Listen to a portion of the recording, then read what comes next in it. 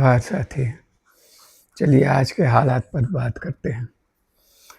तो युद्ध युद्ध मंडरा रहा है सर पर। 2 दिन पहले जो अभियान भारतीय सेना की तरफ से एक अभियान हुआ, उस अभियान का नाम था ऑपरेशन सिंदूर।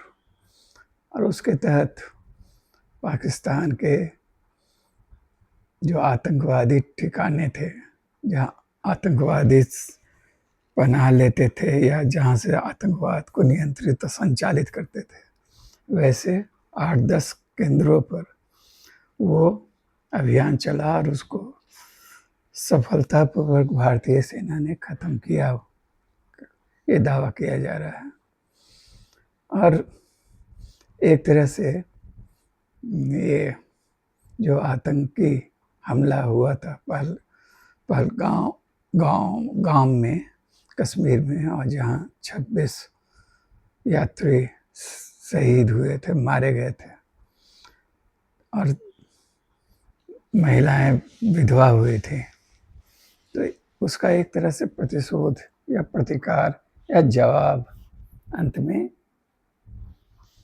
वो हो गया, ये कहा जा रहा है। और इसलिए कुल मिला के जो युद्ध, जो एक तरह से बुरी चीज़ मानी जाती है, मानवता के लिए अभिशाप है। और एक तरह से हम कहेंगे कि दोनों देशों की जनता पर जो थोप दिया गया है एक तरह से, क्योंकि दोनों जगह जो जिस तरह के हुक्मरान हैं, वो जनता की मूल समस्याओं को पूरा करने में असफल हैं, और अपना अस्तित्व बनाए रखने के लिए, अपना वजूद बनाए के लिए, अपना सत्ता बनाए रखने के लिए, उनके लिए इस तरह का युद्ध लगता है ज़रूरी हो जाता है।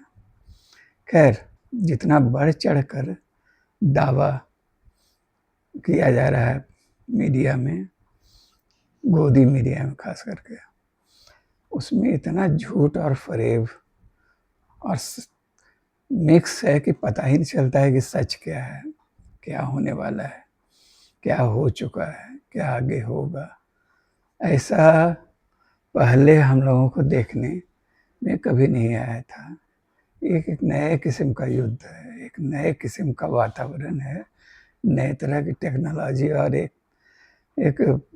क्या कहा जाए इसमें, कैसा, माने युद्ध में भी एआई का आर्टिफिशियल इंटेलिजेंस का इस्तेमाल हो रहा है। तरह तरह के वीडियो बन रहे हैं, जारी किए जा रहे हैं। बहुत सा पुराना वीडियो जो है युद्ध का, उसका इस्तेमाल हो रहा है। तो कुल मिला के लेकिन ये चीज़ है, जो नतीजा ये निकलता है कि युद्धोन्माद पैदा करने में भाजपा यहाँ की सरकार, केंद्र सरकार सफल रही। और जो वहाँ हमला हुआ आतंकवादी, और उसके बाद एक ठोस उनको बहाना भी मिल गया, और वो अब आज सुबह छत पर गए तो पड़ोस में हमारे जो साथी थे, पड़ोसी हैं, वो देखते ही बातचीत शुरू की, युद्ध शुरू हो गया। चलिए, पूरा युद्ध, तो भैया इसमें खुशी होने वाली कौन सी बात है? युद्ध शुरू हो गया तो क्या करें, नाचें?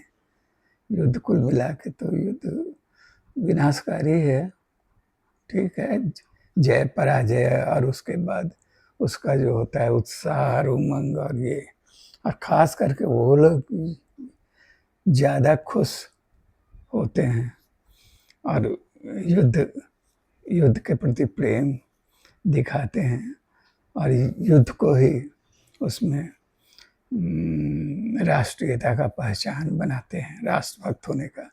खास करके वो लोग जो युद्ध में शामिल, जिनको नहीं होना है, ये युद्ध भूमि से दूर रहते हैं, वो लोग हैं इस तरह का। लेकिन जो आतंकवादी कार्रवाई पाकिस्तान ने की, नृशंस हत्या की यात्रियों की, पाकिस्तान सपोर्टेड आतंकवादियों ने, और भारत ने उसका प्रतिकार किया। वो वहाँ तक तो ठीक है, लेकिन कुल मिला के जो युद्ध की जो अब जो भूमिका बन रही है और दावे हो रहे हैं एक दूसरे की तरफ से, तो वो उसमें एक सीमा के बाद ये चीज़ें बेमानी हो जाती हैं कि कौन ज़्यादा बड़ा सैन्य शक्ति है और ताकत है। जैसे अभी देख रहे हैं ना हम लोग, तो रूस तो बहुत शक्तिशाली है और बहुत हर तरह से साधन संपन्न है, सब कुछ था। तो भी यूक्रेन के साथ तो 3 बरस से युद्ध चल रहा है, और ये नहीं कहा जा सकता है कि वो फिनिश हो गया यूक्रेन, या जो निर्णायक जीत रूस ने हासिल कर ली। उसी तरह इजराइल वाला जो गाजा पट्टी में चल रहा है, उसमें भी बहुत तबाही हुई, बहुत कुछ, हजारों हजार लोग मारे गए। उसके बावजूद इजराइल की निर्णायक जीत हो गई, और यदि तत्काल दिखेगी भी तो वो हो जाएगा। ये नहीं होता है, आजकल का ज़माना दूसरी तरह का हो गया है। हम भी जैसे पाकिस्तान पर जो कहा जा रहा है कि इस्लामाबाद पर एकदम पहुंच गई सेना, वो तो एकदम झूठ है, फरेब है, जो बेकार की बातें हैं। लेकिन मान लीजिए पहुंच भी गया, पाकिस्तान को परास्त भी कर दिए, तो कौन बड़ा तीर मार लीजिएगा। पाकिस्तान तो भारत का हिस्सा ही था ही, भारत पाकिस्तान का हिस्सा था। कश्मीर ऑक्युपाइड कश्मीर है पाकिस्तान का, संपूर्ण कश्मीर भारत का हिस्सा था। पूरा एक बड़ा विशाल देश था वो। तो हम लोग तो 2 राष्ट्र वाली थ्योरी में जो लोग मानते थे, अब वो जो यहाँ और वहाँ उन लोगों ने बना दिया। यहाँ भाजपा मानती थी और वहाँ जिन्ना मानते थे कि हिंदुओं के लिए अलग राष्ट्र होना चाहिए, मुसलमानों को हटाओ, यदि नहीं तो वो, तो एक अलग राष्ट्र बन गया। तब 2 राष्ट्र बन गया। अब तो अब मान लीजिए आप थोड़ी देर करके आप वास्तव में जीत आप फतह हासिल कर ही लेंगे, तो उसके बाद होगा क्या? 25 करोड़ मुसलमान हैं, और जब ये तेज होगा युद्ध और लंबा खिंचेगा, तो वो भारत में भी 20 करोड़ मुसलमान हैं, यानी मुस्लिम आबादी टोटलिटी में देखिएगा तो 45 करोड़ है। उनके साथ आप क्या सलूक कीजिएगा और कितना आप कुचल पाइएगा उनको। आप कहिएगा कि यहाँ के लोग, यहाँ के मुसलमान भारतीय, हाँ ठीक है, भारतीय बन के रहेंगे, आज वो तो थे ही। आप खुद न चाहते हैं कि नहीं हिंदू मुसलमान दंगे हो और हिंदू मुसलमान में 2 फरका हो। अजीब तरह का द्वंद्व है, इसे समझने का कोशिश कीजिए। ये चुनावी हथकंडा है। भाजपा दंगा करवा के सत्ता में आई थी और आगे अब वो सत्ता बरकरार रहे, उस पर हमेशा के लिए काबिज हो रहे हैं, हो पाए, उसके लिए इस तरह का तमाशा, इस तरह की चीज़ें हो रही हैं। ये सुरक्षात्मक जो फेल्योर हुआ कश्मीर में, वो तो हुआ ही, बाद में भी कूटनीतिक पराजय है, असफलता है, जो आप युद्ध के मुहाने में पहुंच गए हैं। और ठीक है, हम झारखंड में बैठे हुए, रांची में चाहे और सुदूर जो हैं बॉर्डर इलाकों से, उनके लिए युद्ध फिलहाल, बाद में तो वो भी उसके लपेटे में आएंगे हम सब, यदि युद्ध लंबा खिंचता है। ये सब भ्रमजाल दावे कि 2-4-10 दिन में फिनिश हो जाएगा पाकिस्तानी, सब बकवास। इस तरह का चीज़ होता नहीं है, चलता नहीं है। तो माने जिसका कोई लक्ष्य ही नहीं है, जैसे आप पाकिस्तान, हम तो फिर वही एक बात दोहराएंगे, पाकिस्तान तो भारत के साथ था ही, भारत का हिस्सा था ही, उसके बाद भी भारत से अलग हुआ। दो माने मान के कि हिंदू और मुसलमान दोनों भिन्न प्रजाति हैं, भिन्न स्वभाव संस्कृति के लोग हैं, और दोनों अलग हुए, एकदम म्यूचुअल अंडरस्टैंडिंग से अलग हुए। गांधी नहीं चाहते थे, लेकिन और जो लोग सत्ताधारी थे उस समय, अंग्रेज तो चाहता था विभाजन करके, और जो लोग भी आज़ादी प्राप्त कर लेना चाहते थे जल्द से जल्द, उनको ये शर्त मंजूर था कि 2 राष्ट्र थ्योरी बने।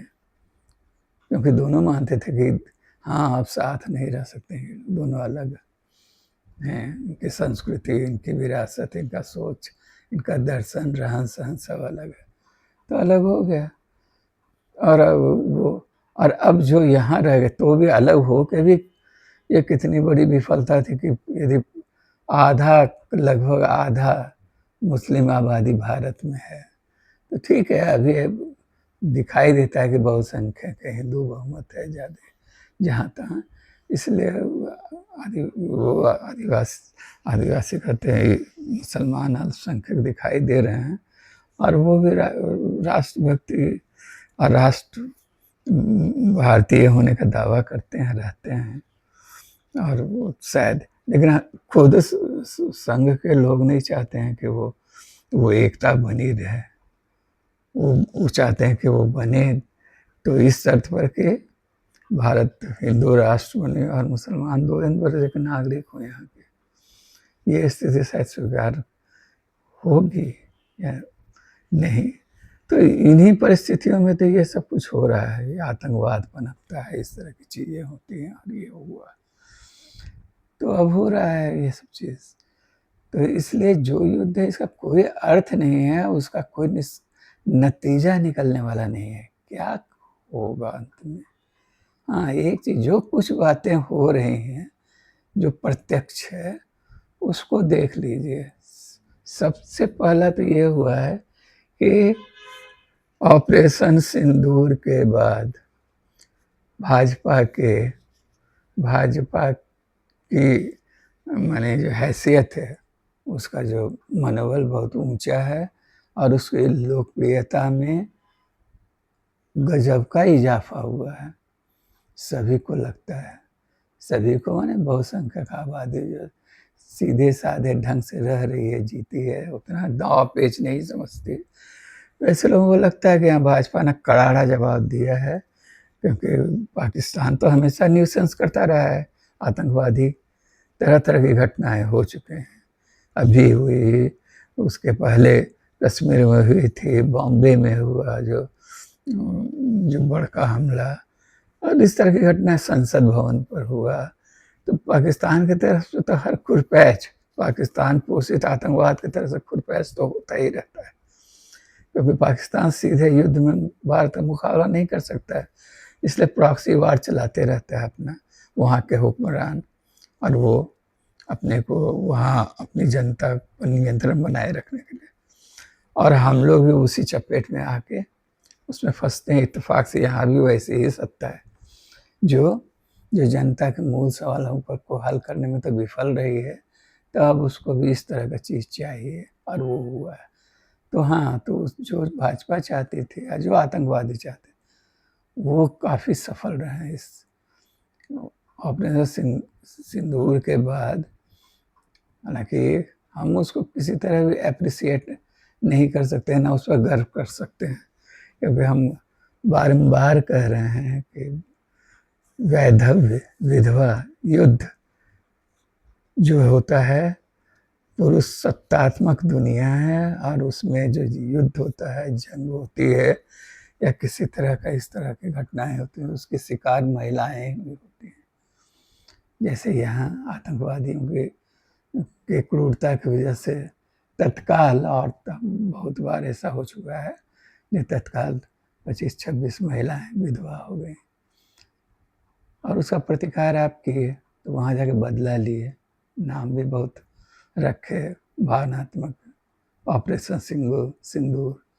और ऑपरेशन सिंदूर का जो निहिता जो अंत में वस्तु पक्ष क्या है, क्या हुआ, तो वहाँ भी आपने अब कितने लोग मारे गए तो पता नहीं, वो उतनी महिलाओं को विधवा किया, उनके माथे से सिंदूर छीन लिया। तो ये तो इसको लेकर हम वो यहाँ हिंदू महिलाएं अधिकांश थी, वहाँ ज़्यादा मुस्लिम महिलाएं होंगी, लेकिन औरत थी, औरत पर वैधव्य थोपा गया है, तो इसको लेके कोई गर्व हम नहीं कर सकते हैं, बहुत सारे लोग करेंगे इसको। आप जो भी कहिए, आप कहिए आप कि नहीं, आप राष्ट्रभक्त नहीं, तो औरत को विधवा बना के, चाहे किसी भी मुल्क के दूसरे, हम राष्ट्रभक्त कहलाने के बहुत शौकीन नहीं है। तो ये तो है, लेकिन साथ साथ अब लेकिन जो हुआ है, जो वस्तु स्थिति है, उसका मूल्यांकन हम लोगों को करना चाहिए, कर लेना चाहिए, करते चलना चाहिए, समझना चाहिए। युद्ध पहला तो युद्ध इस ऑपरेशन सिंदूर या इसके बाद जिस तरह का वातावरण है युद्ध की, जिस तरह की पृष्ठभूमि, बादल मंडरा रहे हैं, मीडिया युद्ध हो रहा है, तरह तरह के प्रचार, इनसे भाजपा को बढ़त मिली है।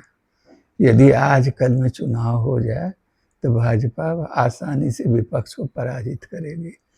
आने वाले चुनाव में जो यही है, थोड़ा सा है, ये थोड़ा समय है बिहार का चुनाव होने में, लेकिन तो इसलिए इसका एक खतरा भी है कि तब तक ये इस स्थिति को बनाए रखना चाहेंगे या इस तरह की चीज़ें छिटपुट रूप से चलती रहेंगी ताकि मामला गर्म रहे। इस तरह का जो तो एक तो ये हुआ, भाजपा को फायदा हुआ है इससे, पूरा विपक्ष धाराशाही है। अब किसी का साहस नहीं है कि भाजपा के खिलाफ कोई मुहिम चलाए और बोले। कई तरह के जो भी दूसरा ये हुआ है कि जो भी आंदोलन यहाँ वहाँ थोड़ा बहुत चल रहा था या चलने की कोशिश हो रही थी, तो वो सारा आंदोलन स्थगित हो जाएगा, क्योंकि भाई युद्ध का समय है। ये अभी तो सबको एकजुट होकर बाहरी शत्रुओं से मुकाबला करना है। ये है, इस साइकोलॉजी में कौन करेगा। अब अपने जैसे अभी हेमंत सोरेन झट से बोल दिए ना कि हाँ सरना कोड के लिए अभी अब फिलहाल कोई आंदोलन अभी हम लोग नहीं चलाएंगे, अभी देश के साथ रहना है। वो सही किए गलत किए ये सब नहीं कहेंगे, जो हो रहा है बता रहे हैं कि ये हो रहा है। तो जो भी आंदोलन, जो भी इस तरह का प्रतिपक्षी राजनीति थी, विपक्षी राजनीति थी, वो ठंडी पड़ जाएगी। तमाम नेता सरकार के प्रति एकजुटता का प्रदर्शन कर रहे हैं, क्योंकि ये एक युद्ध का समय है।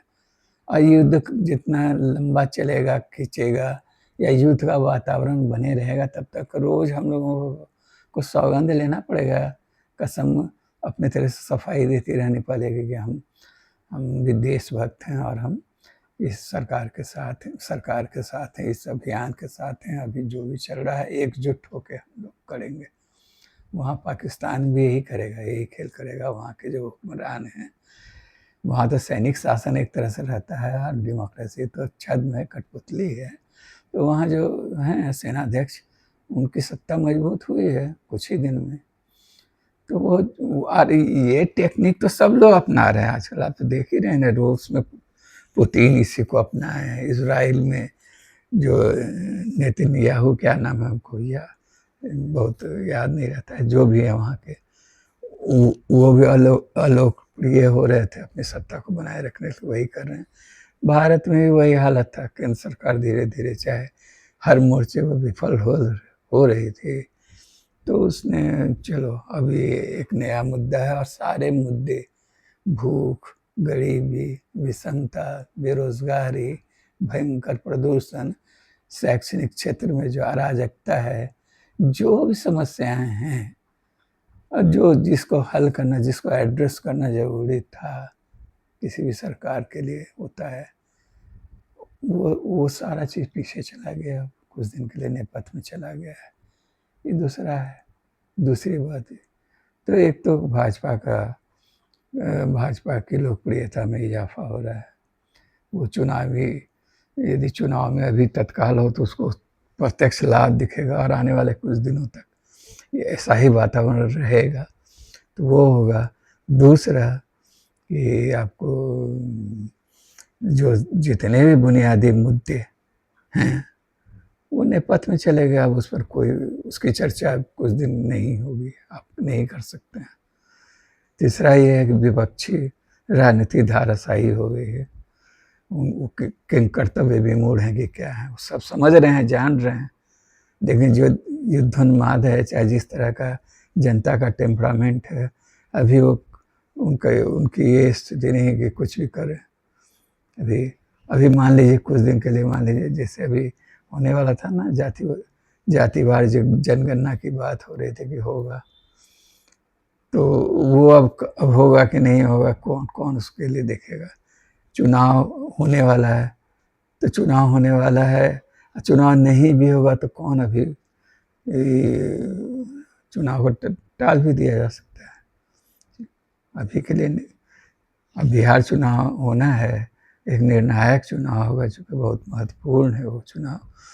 तो सबसे बड़ा खतरा तो यही है कि चूँकि अक्टूबर नवंबर में होने वाला है इस साल के अंत में, या 3-4-5 महीने हैं, तो तब तक वातावरण इस तरह का बनाए रखना है, तो इसलिए ये सब चलता रहेगा। तो ऐसी स्थिति में, और इसमें वो सारे लोग, उसमें वो सारे लोग मज़ा ले रहे हैं, देखने वाले मज़ा ले रहे हैं। जैसे कोई क्रिकेट मैच में होता है ना, छक्का मारा गया है, कैसे वो कैसे खुशी की लहर दौड़ जाती है, तो उसी तरह का हो रहा है। और ज़्यादातर वो लोग खुश रहे हैं जो खुद युद्ध भूमि में हैं नहीं, बॉर्डर इलाकों में नहीं रह रहे हैं। वहाँ के लोगों के लिए तो संकट और तबाही का दौर पर शुरू हो गया। पंजाब जो बॉर्डर इलाके में सटे इलाकों में है, वहाँ के लोगों के लिए तो त्रासदी में जीवन शुरू हो गया। अपने घरों से हटना, पनाह लेना, हर वक्त एक खतरे में जीते रहना, ये सब वहाँ शुरू हो गया है। इसलिए वहाँ से ये बात भी उठ रहा है कि युद्ध को अब होना चाहिए। भाई ठीक है, जो हुआ सो हुआ, आप आतंकवादी कार्रवाई हुई और उसका आपने जवाबी हमला करके उसका निस्तार कर दिया। अब इस युद्ध को काबू में, इसको रोकने की दिशा में काम होना चाहिए। कैसे होगा, कौन होगा? हालांकि जो बड़े बड़े देश हैं उनके अपने अपने इंटरेस्ट हैं। अमेरिका का बयान इस तरह का आ रहा है कि हम अब इस मामले में नहीं पड़ेंगे, तो परोक्ष रूप से इसका नहीं पड़ेंगे, इसका मतलब कि पाकिस्तान यदि ये कह देता कि हाँ पाकिस्तान को हम सपोर्ट नहीं करेंगे, अब वित्तीय सहायता नहीं करेंगे, तो एक बात ही है, उसको हथियारों से मदद नहीं करेंगे, ऐसा नहीं कहा। वो कहा कि हम इसमें इन्वॉल्व नहीं होंगे, लड़ते रहो तुम लोग। चीन ने भी उसी तरह का, चीन तो पाकिस्तान का दोस्त है, लेकिन कुल मिला के अभी सबसे ज़्यादा सबको जो हथियार बनाने वाले देश हैं, जो कंपनियां हैं, चाहे जो देश हैं, जो उनकी रुचि इसी बात में है कि युद्ध चले या दोनों देश कर्ज लेके जैसे भी हो हथियार खरीदें, जमा करें, उनका हथियार बिके। तो अब अक्लमंदी तो अब हम लोगों को सोचना है, हमारी सरकार को सोचना है और जनता को सोचना है। ये मांग एक बड़ी जमात है इतना विषम परिस्थिति में भी, क्योंकि सरकार तो अभी इसके नाम पर, माने राष्ट्रीय संकट है, एक खास वातावरण है, इसमें वो कस के दमन भी करेगी। आप जो लोग विरोध करेंगे, जैसे वायर को बंद कर दिया गया, उसको रोक दिया गया, उसका प्रसारण, तो गोदी चैनल छुट्टा छोड़ दिया जाएगा, और बचा हुआ जो 2-4 10 या कुछ यूट्यूबर्स हैं जो कुछ सच्ची चीज़ें लाने का जोखम उठाते हैं, उनको धीरे धीरे बंद किया जाएगा। आपको जो जरूरी नहीं कि अचानक हो, लेकिन ये होगा कि जो मौलिक अधिकार है वो छीन जाए, आप कुछ नहीं बोल पाइए।